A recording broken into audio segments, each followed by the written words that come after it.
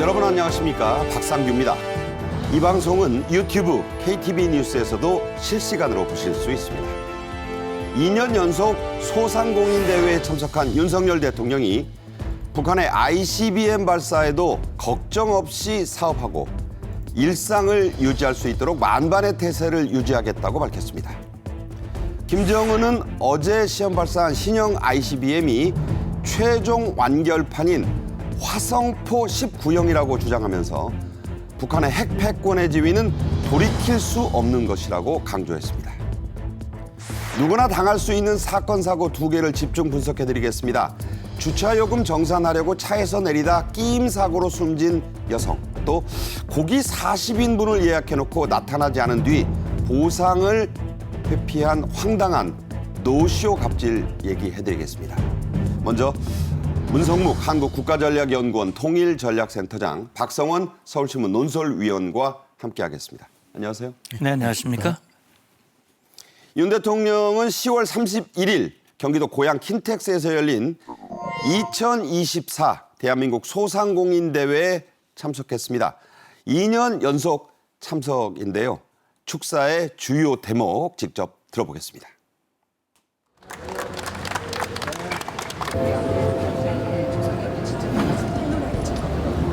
정부의 핵심 정책 타겟은 바로 자영 소상공인 여러분입니다.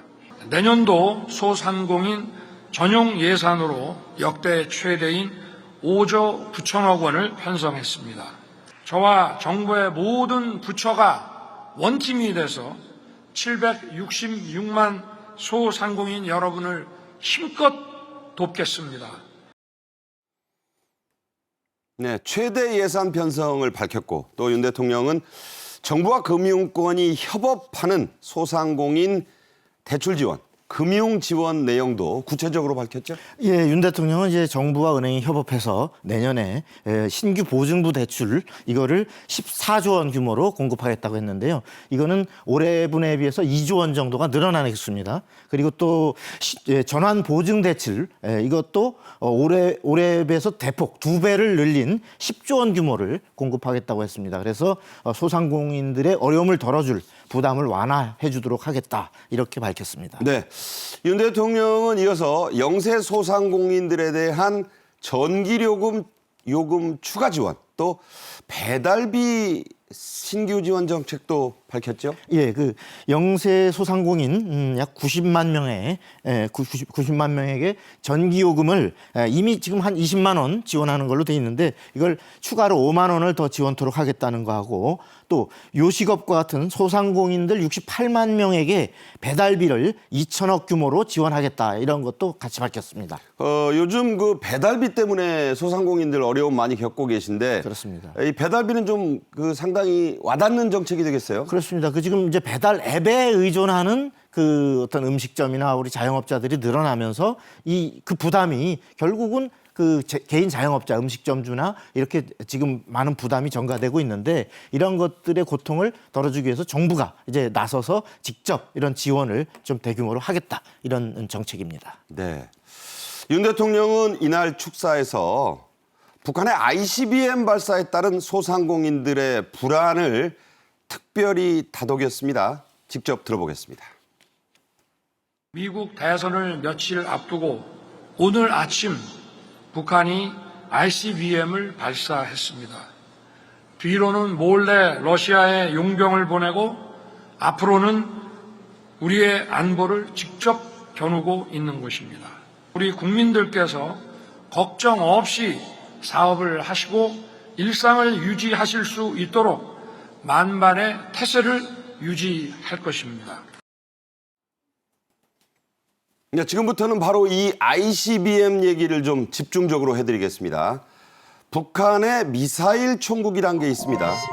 이 총국이 10월 31일 발표를 했고 이걸 조선중앙통신이 바로 다음 날인 11월 1일 그것도 신새벽에 전했습니다. 자, 내용이 어떤 거죠? 예. 말씀하신 대로 이제 어제 아침에 북한이 ICBM 대륙간 탄도미사일을 쐈고요.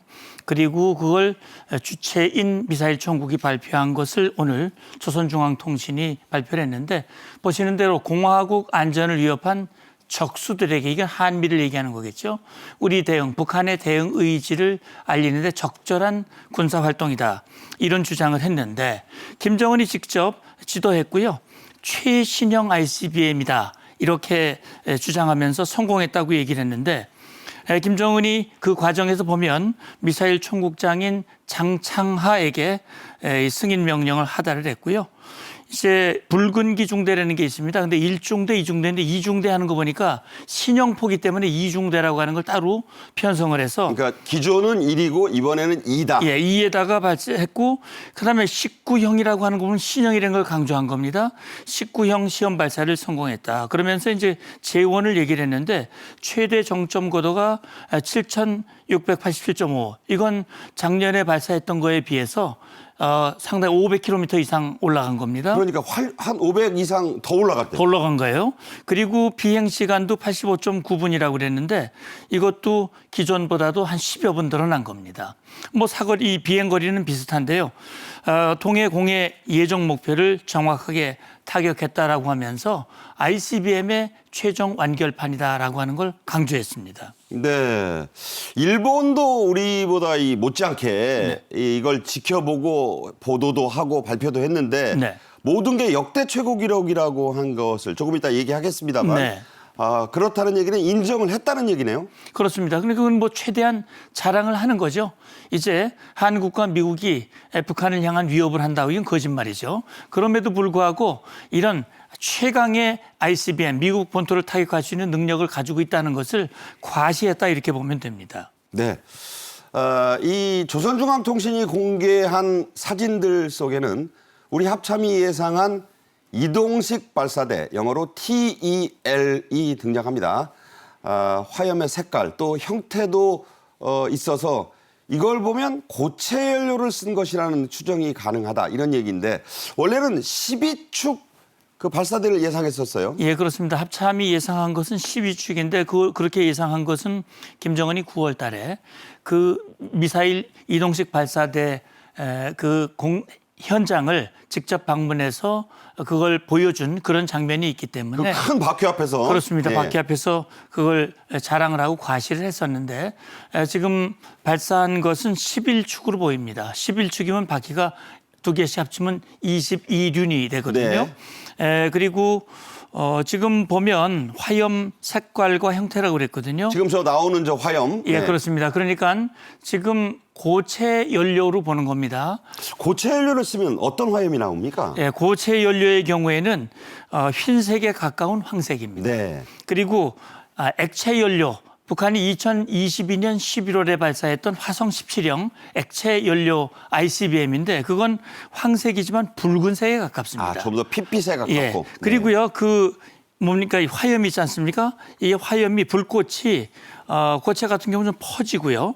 그다음에 이 액체 같은 경우는 촛불같이 쭉 이렇게 일자형으로 나옵니다. 그게 차이가 있기 때문에 이번엔 고체 연료 ICBM이다. 김정은이 고체 연료 ICBM을 집중 개발했기 때문에 그러면서 이제 하는 것이 최종 완결판이라고 얘기를 했는데 아마 이렇게 강조하는 것은 국제사회 또 전문가들이 북한은 아직 완결이 안 됐어.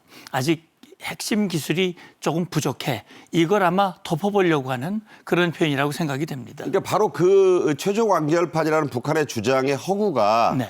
이게 이제 ICBM이 30에서 45도 정상각으로 날리면 네. 대기권 밖으로 나갔다가 들어와야 되잖아요. 그렇습니다. 그 고온이 적어도 7,000도씨 이상의 고온을 재료들이 견뎌줘야 되는데 네. 그게 열쇠 아닙니까? 그러니까요. 이제 정상각도 말씀을 하셨는데 이번엔 고각으로 쐈거든요.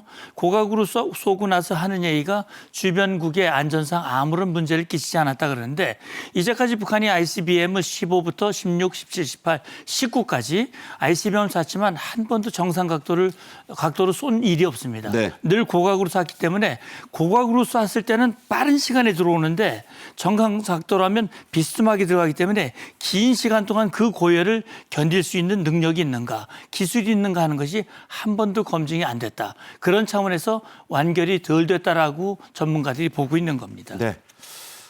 북한의 조선중앙통신은 김정은의 발사 현장 발언, 행동도 상세히 전하고 사진도 공개했습니다.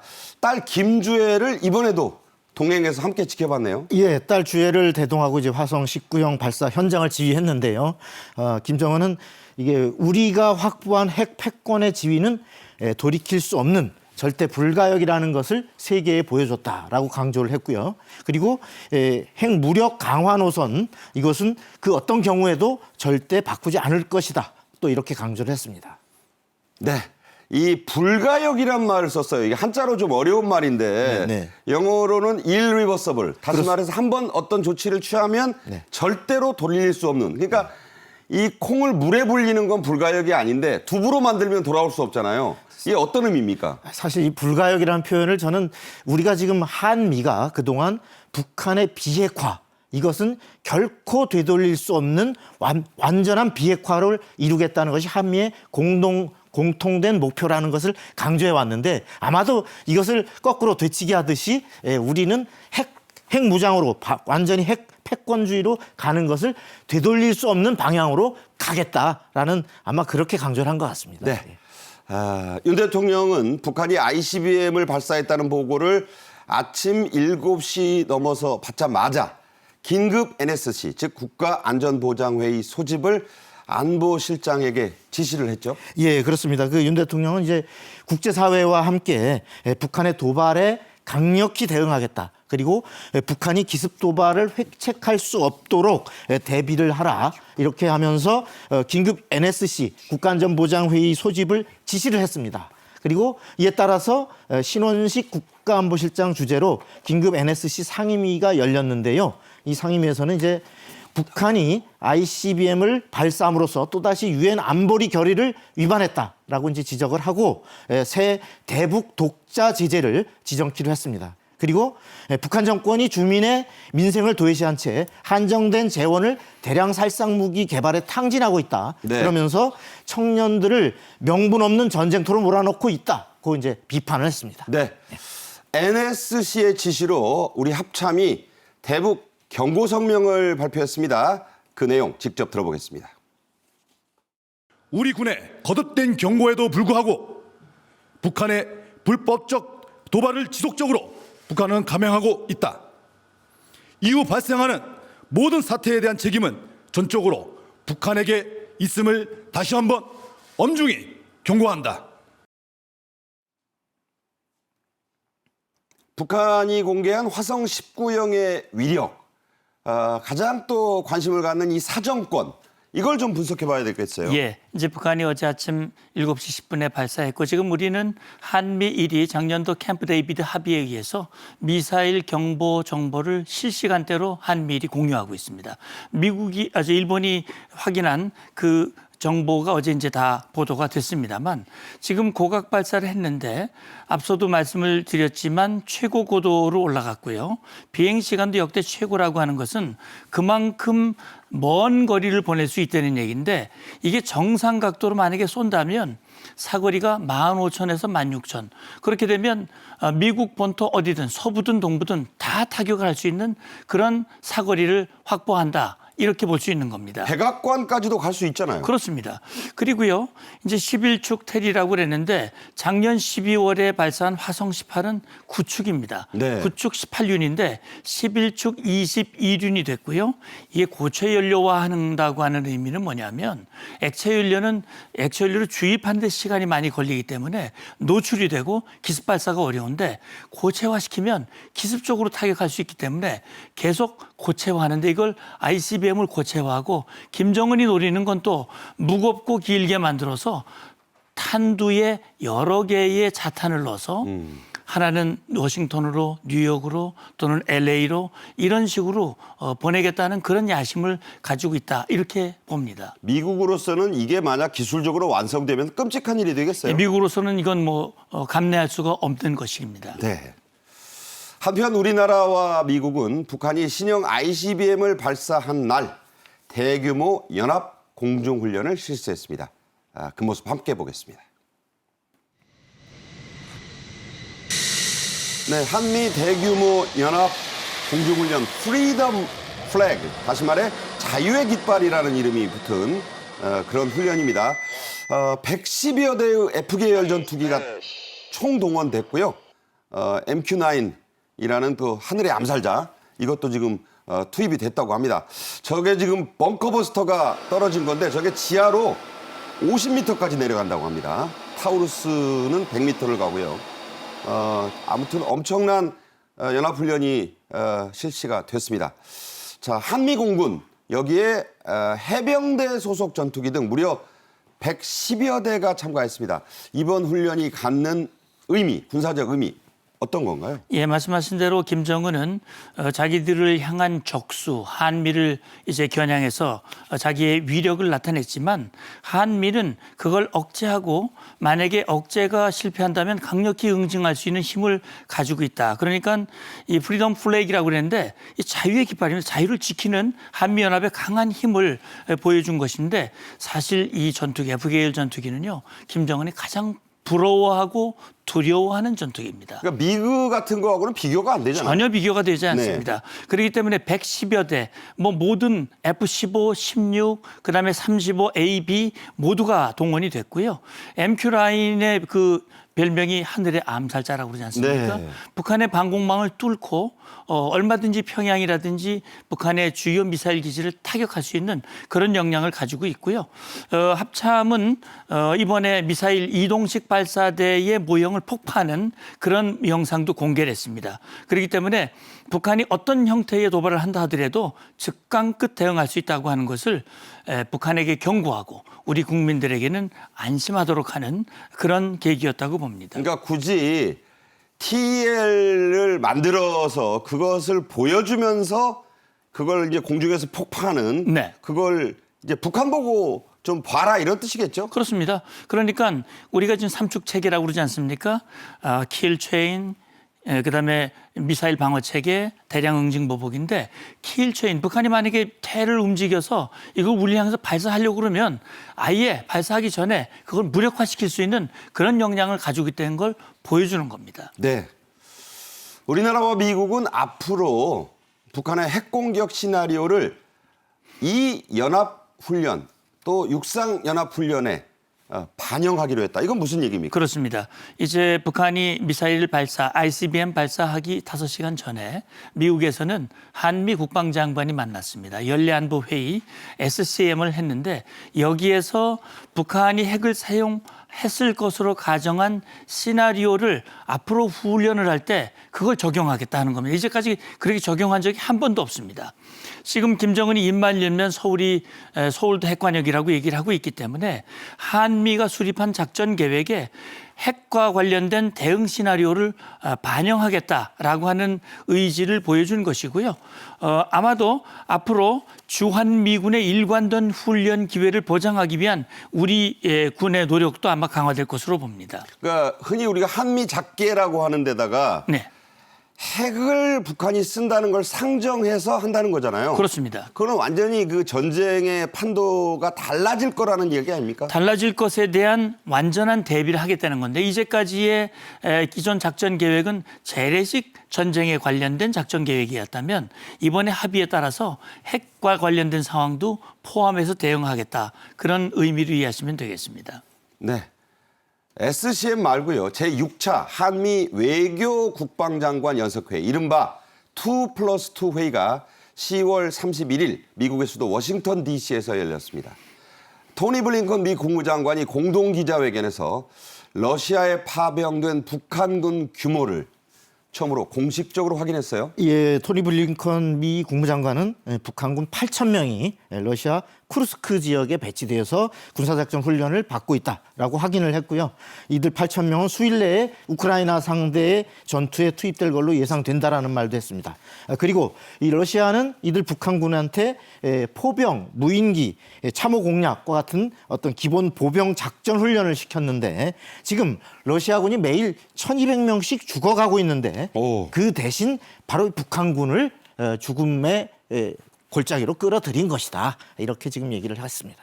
토니 블링컨이 아주 엘리트 중에 엘리트라 좀 신중한 표현을 쓰는 그 외교장관인데 그렇습니다. 저렇게 그 강력한 단어를 쓴 이유는 뭘까요? 지금 무엇보다도 푸틴이 러시아군의 대량 사상 이것을 대체할 만큼 어떤 절박하다. 러시아가 지금 상황이 절박하기 때문에 거기서 어떤 북한을 바로 그런 대량 희생용으로 대신 끌어서 쓰고 있다라고 하는 것을 부각시킴으로써 어떤 러시아의 이 전쟁의 잘못된 방향과 함께 북한의 죽음이 의미가 없다는 것 그것을 분명하게 경고하고 있는 이런 걸로 해석됩니다. 네. 블링컨 장관은 또 북한군의 러시아 파병과 손실을 아주 섬뜩한 표현까지 써가면서 비판을 했네요. 예, 그렇습니다. 말씀하셨습니다만 푸틴이 벌인 전쟁은 불법 침략 전쟁입니다. 무고한 인명이 살상당하고 있습니다. 그렇기 때문에 이 불법을 분명히 강조를 한 것이고요. 지금 푸틴의 그 불법 행위에 의해서 많은 러시아인들을 고기 분쇄기라고 표현했거든요. 네, 아, 이거 저거 정말 깜짝 놀랐어요. 예, 섬뜩한 표현이거든요. 네. 그리고 북한군 러시아 파병이 100년만 북한 정권이 수립된 이후에 처음 있는 일입니다. 김정은이 정말 불법 도박에 지금 가담하고 있다. 그러니까 러시아로서도 1세기 만에 외국군을 끌어들인 최초의 사례라는 최초의 거예요. 살이고요. 그리고 김정은도 마찬가지 할아버지 아버지 때 없었던 일을 지금 벌이고 있는데 이게 불법이기 때문에 쉬쉬하고 감추고 있거든요. 아마 김정은으로서는 자기의 정권을 이어가기 위해서 이런 판단과 결정을 했지만 반대의 결과가 될 가능성이 높아 보입니다. 네, 영어로 meat grinder. 여러분 아시죠? 분쇄기입니다. 고기를 갈아내는 거. 이런 표현까지 썼어요. 그리고 오스틴 미 국방장관이 최초의 흑인 국방장관이죠. 파병된 북한군은 합법적 군사 목표물이 될 것이다. 분명히 강조한다라고 했습니다. 자, 이건 어떤 의미인가요? 불법적 침략 전쟁에 북한군이 가담을 했다면 북한군도 합법적인 타겟, 목표가 될 수 있다라고 하는 것을 국방부 장관으로서 명확히 얘기를 했는데 그러면 지금 우크라이나에서 사용되고 있는 미국산 무기들의 목표물이 될 것이다라는 얘기입니다. 그리고 오스틴 장관은 그런 얘기를 했죠.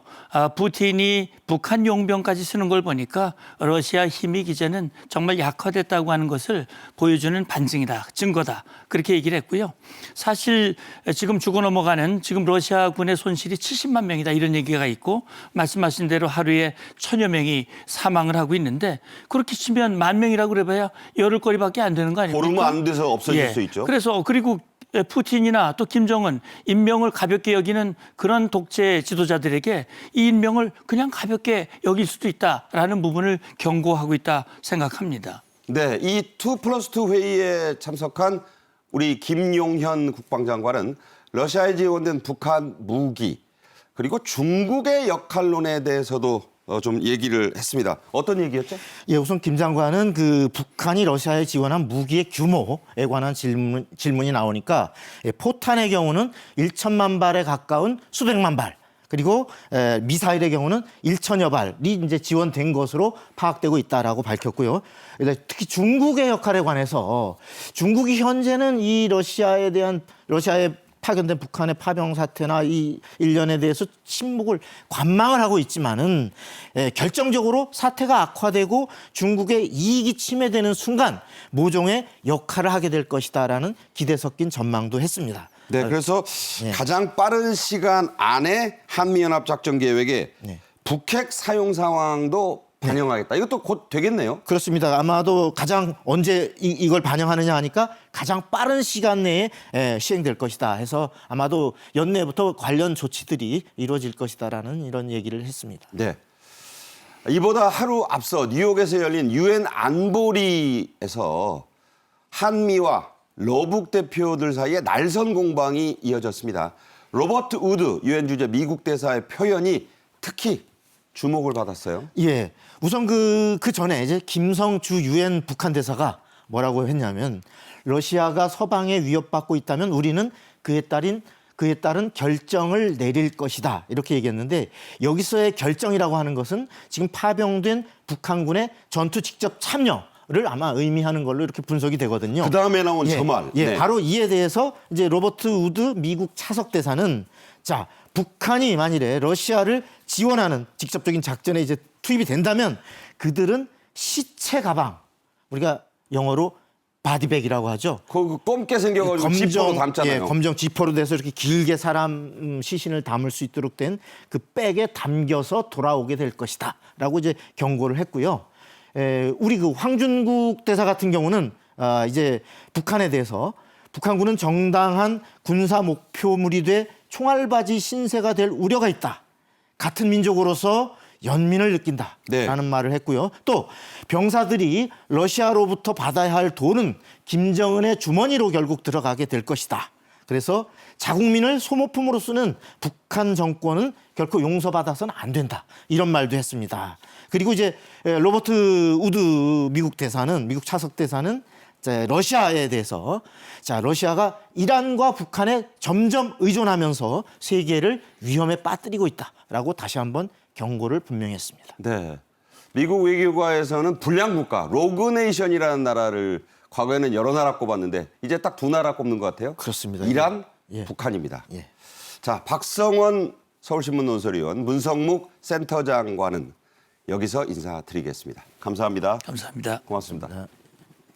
지금부터는 누구나 저나 여러분이나 당할 수 있는 사건 사고를 짚어보는 시간 갖겠습니다. 주차요금 계산하려고 문 열고 차에서 내리던 여성, 이런 일 있잖아요. 끼임 사고를 당해 황당하게 사망했습니다. 또 식당에 무더기로 예약해놓고 나타나지 않은 공무원들이 큰 빈축을 사고 있습니다. 먼저 영상으로 보겠습니다.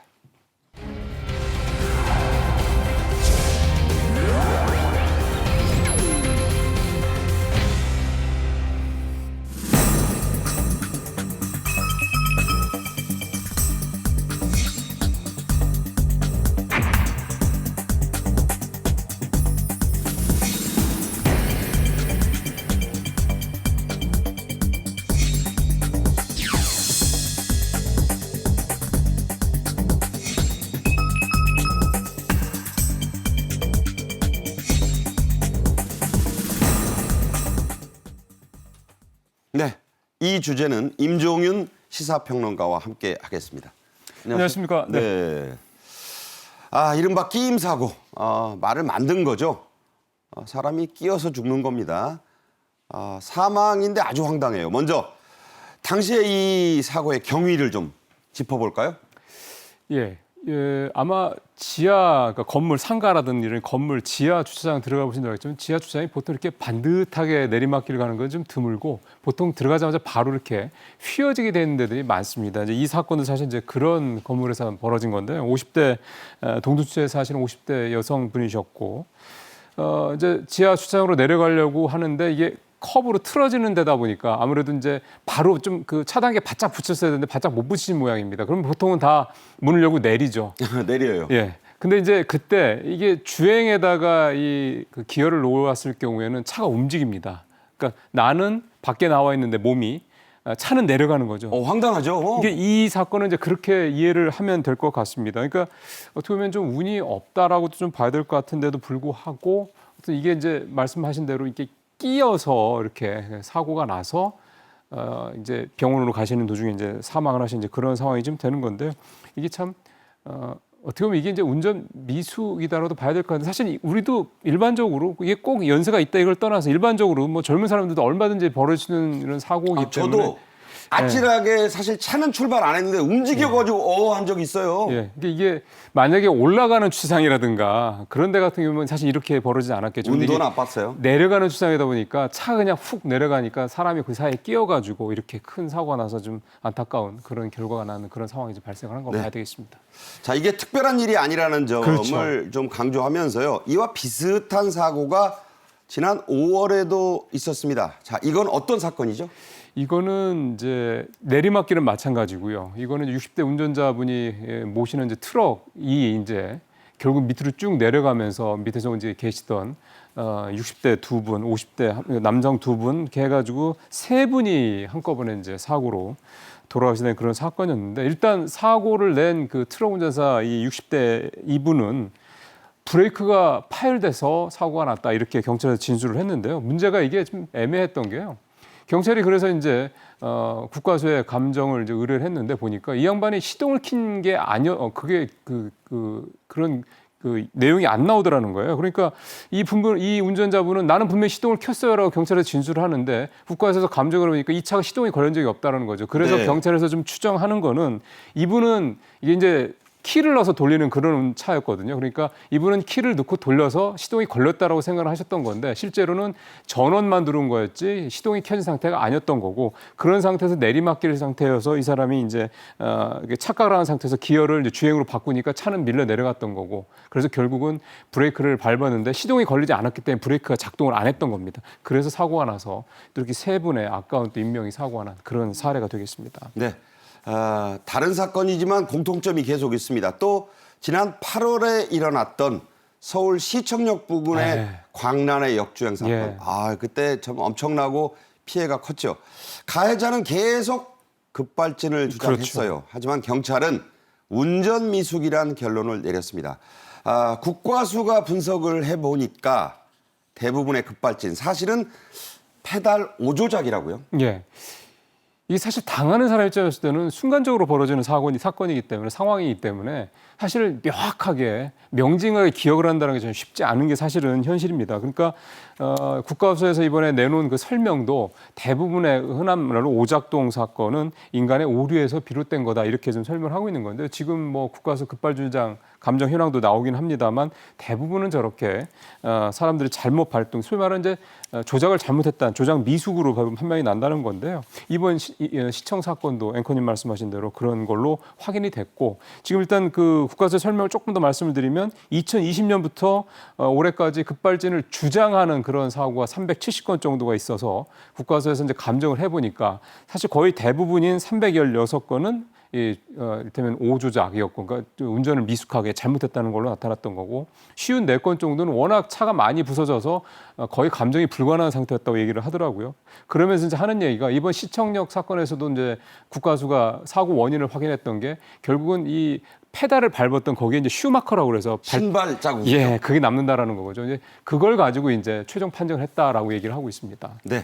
그래서 국과수는 급발진이 의심되는 상황. 그러니까 내 차가 왜 이렇게 예. 되는 거야? 이런 상황이 오면은 무조건 고개를 숙여 페달을 보고 내 발이 어디에 있는가를 보시라는 얘기예요. 그다음부터 발을 일단 떼라고 그렇게 조언하고 있네요. 그러니까 일테면은 이제 방법이 첫 번째 말씀하신 대로 일단은 발을 떼고 왜냐하면 내가 브레이크를 밟고 있는지 그다음에 엑셀레이터를 밟고 있는지 모르잖아요. 그래서 발을 떼고 내가 어디에다가 어느 페달에 발을 올리는지 확인을 하라는 거고 그러고 난 다음에 내가 혹시라도 엑셀레이터를 밟고 있다라는 게 이제 확인이 되면 바로 이제 브레이크를 밟아서 끝까지 최대한 이게 브레이크가 안 먹는다라고 생각이 들더라도 무조건 온 힘을 다해서 브레이크를 밟으라고 얘기를 하더라고요. 놀라면 뭔가를 꽉 밟거든요. 그렇죠. 그게 그렇죠. 엑셀일 수 있다는 거예요. 그런 거죠. 그게 이제 사실은 앞서 말씀드린 이 오작동, 오조작의 대부분 이유라고 얘기를 하는 거고 국과수에서 앞서 이제 표에도 잠깐 나왔습니다만 올 들어서 9월까지 102건의 이런 감정 의뢰를 받아서 조사를 해봤는데 국과수 얘기는 이런 겁니다. 급발진이 성립하려면 두 가지 조건이 만들어져야 된다. 하나는 ECU라고 하죠. 이 차량 내에 있는 전자제어 장치가 ECU? 페달 신호를 잘못 받아들였다라는 게 확인이 돼야 되고 두 번째는 브레이크가 작동이 안 돼야 된다는 이 두 가지가 중복돼서 이제 확인이 돼야지 그건- 이 오발진 네. 이게 급발진이라는 건데 그런 사례는 드물다 이런 얘기입니다. 그건 또 EDR에 또 남으니까. 그렇죠. 네. 예, 그 이전에 일단 페달부터 보고 발을 떼보세요. 그런 얘기예요. 자, 차에 갑자기 가속이 붙을 때 어떻게 하면 좋을지 당황하시지 말고 이렇게 예. 하라는 동영상이 있습니다. 함께 보시죠. 주행 중 의도하지 않은 가속이 발생할 경우 우선 페달에서 발을 떼고 두 발을 모아 제동 페달을 힘껏 밟습니다. 제동 페달은 가속 페달보다 면적이 넓어 두 발로 밟을 수 있을 뿐만 아니라 두 발을 모아 제동 페달을 밟음으로써 페달을 오조작한 경우 이를 인지하여 보다 정확하고 긴급한 제동을 할 수 있습니다. 만약 제동 페달을 밟아도 속도가 줄지 않으면 전자식 주차 브레이크, 즉 EPB를 신속히 작동시킵니다.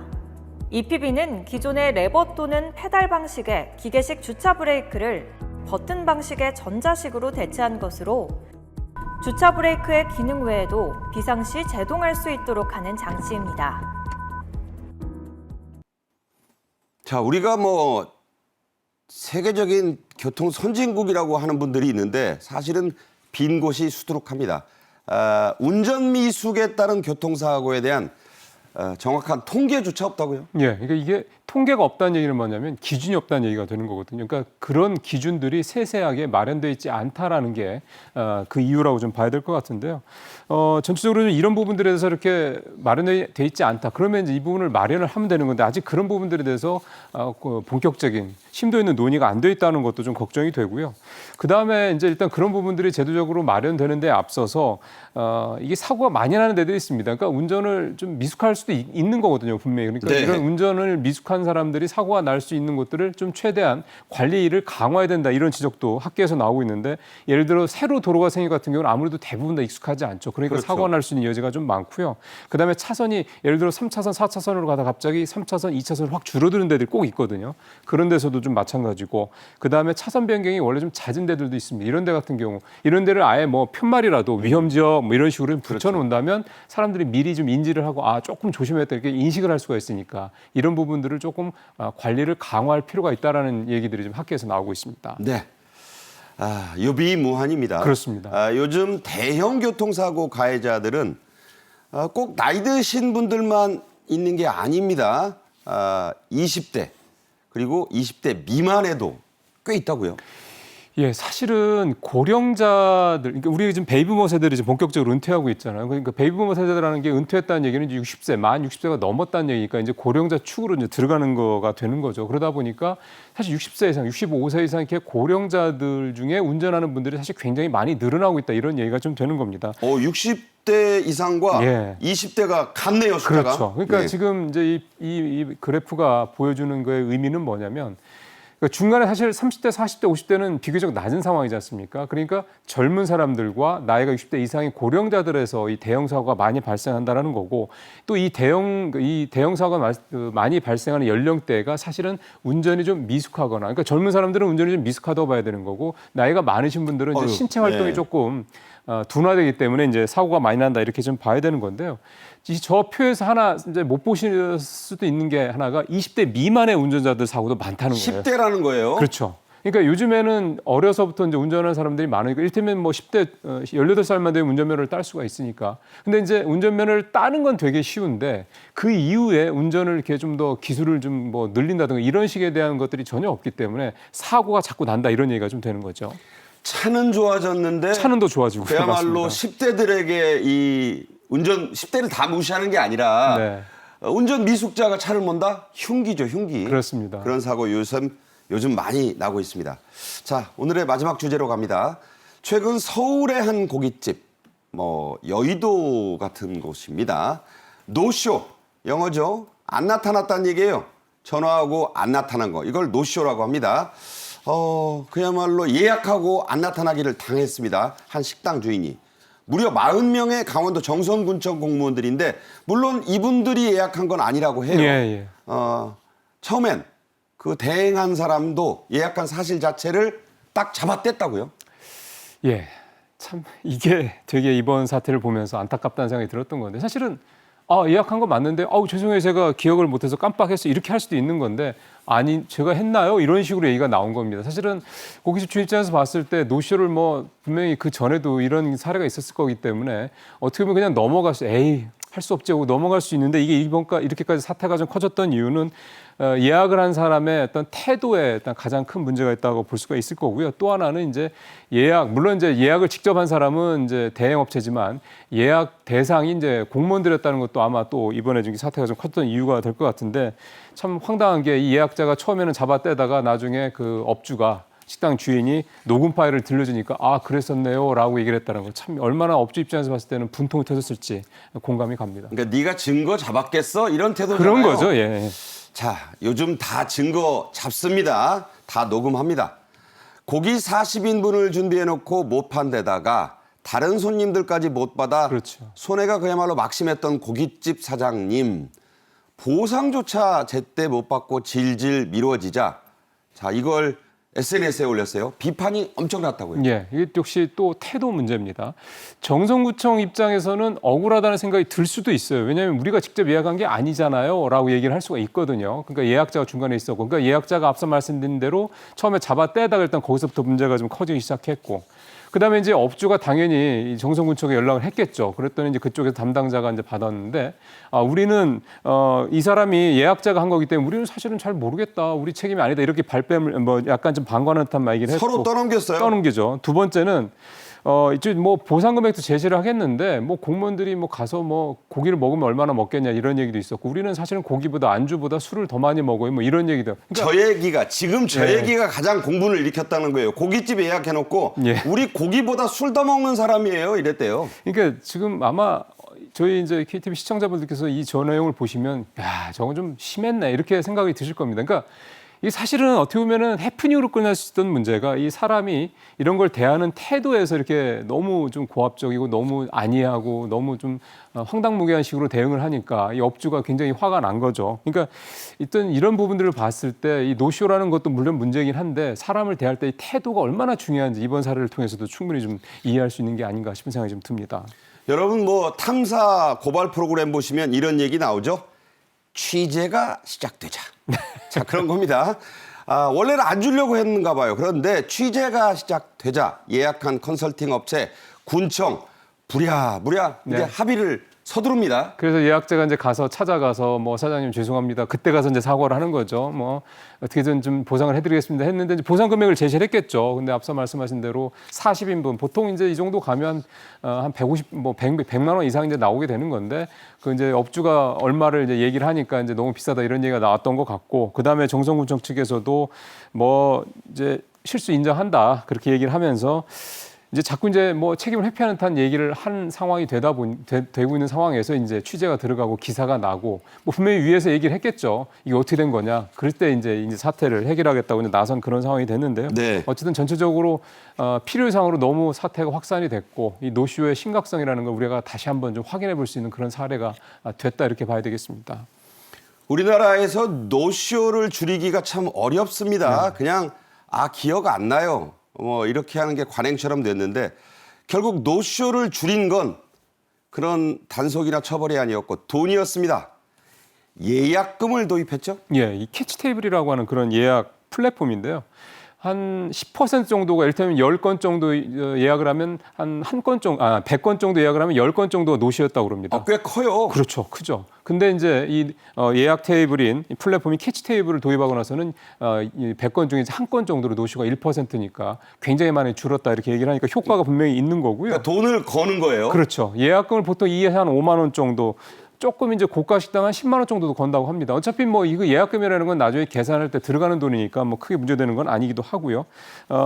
근데 이제 이 예약 테이블이라는 게, 예약 플랫폼이라는 게 또 업주 입장에서 봤을 때는 이게 사실 수수료를 또 줘야 되는 거거든요. 그러니까 사실 비용 부담이, 그러니까 노쇼를 줄이는 건 좋은데 비용 부담이 또 생긴다는 그런 또 점도 있다고 봐야 되겠습니다. 네, 끝으로요. 이 노쇼 고객들만의 문제가 아닙니다. 일부 자영업자 사장님들도 일방적으로 주문 취소를 한다죠? 혼자 장사하시는 분들, 그 가게에서 이런 일들이 좀 많아지고 있습니다. 왜냐하면 혼자 뭐 음식도 하고 또 관리도 하고 예약도 받고 하려다 보면 사실은 정신없는 것도 물론 있긴 한데, 이게 이제 뭐 제대로 이제 관리가 안 되다 보니까 뭐 이를테면 재료가 떨어져서, 예를 들어 뭐 케이크 같은 걸 주문했는데 굉장히 중요한 의미가 있는 거잖아요. 네. 뭐 당일날 재료가 없어서 케이크 못 만들겠습니다 이런 식으로 한다든가. 그러니까 업주들만 일방적으로 노쇼에 당하는 게 아니라 이제 소비자들도 식당에 노쇼에 이제 당하는 그런 상황이 좀 중요한 생일 회가 크죠. 뭐 고백식에 케이크 재료 없다고 안 만들어주면 어떻게 되겠어요? 예. 그러니까 이게 사실은 양쪽이 다 피해가 되는 겁니다. 그러니까 이제 우리도 이제 이런 예약 문화가 지금도 사실은 어느 정도 자리 잡힌 것 같은데, 아직도 노쇼가 이렇게 10% 이상 나온다는 거 보면 아직도 좀 가야 될 길이 멀다는 얘기가 되는 건데요. 이번 사태를 보면서 중요한 거는 업주들만 노쇼 때문에 이렇게 상처를 입는 게 아니라 소비자들도 업주들의 이런 노쇼 때문에 상처를 입는다, 이런 것들이 좀 확인이 됐다고 봐야 되겠습니다. 네, 서로를 배려하는 마음, 그런 것들이 있다면 굳이 뭐 돈을 걸고 법규를 강화하고 이렇게 안 해도 될 텐데, 여러분들도 한번 생각해 보셨으면 좋겠습니다. 지금까지 임종윤 시사평론가와 함께했습니다. 잘 맞습니다. 들었어요? 네. 네. 11월이 시작됐습니다. 이제 금년도 세보니까 딱 61일 남았습니다. 정초나 설날에 세웠던 야심찬 계획들 제대로 해왔는지 지금부터라도 잘 챙기면 말 그대로 시작이 절반이 될 수도 있습니다. 저는 11월 4일 월요일 오후 1시에 또 찾아뵙겠습니다. 고맙습니다.